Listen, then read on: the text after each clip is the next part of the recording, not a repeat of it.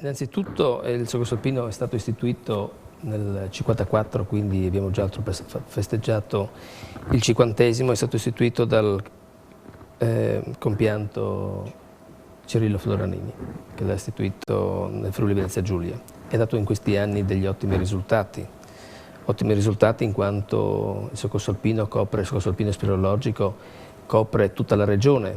Abbiamo 260 tecnici di soccorso alpino e 60 tecnici circa del gruppo speleologico. Ci sono due delegazioni, la delegazione alpina e la delegazione speleo. In pratica va da Pordenone, copre tutta la montagna, fino a Trieste, la Carnia, il Tarvisiano, Gemona, Udine, le Valli Natisone, fino a Trieste. In questi anni il numero di soccorsi sono molto aumentati. Le statistiche di quest'anno ci dicono che l'anno scorso abbiamo fatto 130 soccorsi, al mese di ottobre, data odierna, abbiamo già superato i soccorsi, l'anno scorso abbiamo già superato i 130 soccorsi.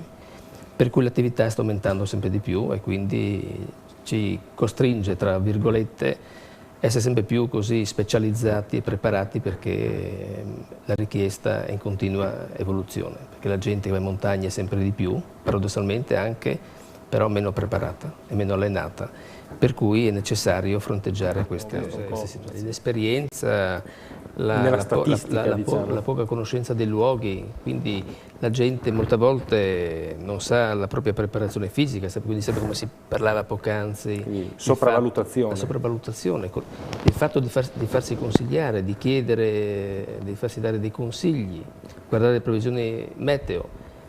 Molte volte anche questo consumismo ti dà dell'abbigliamento eccezionale, però che non è conseguente a una preparazione adeguata per affrontare certe difficoltà.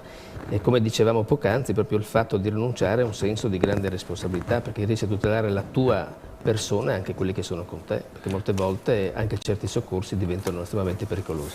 Sono tante le chiamate di persone che semplicemente hanno sottovalutato l'itinerario, che non sono in pericolo reale, ma che comunque o si sono persi Che si sono persi sono abbastanza numerose, perché molte volte succede che la persona non si rende conto di certe difficoltà, perché per rendersi conto di certe difficoltà ci vuole anche un certo allenamento, bisogna una certa frequentazione delle montagne. Ecco,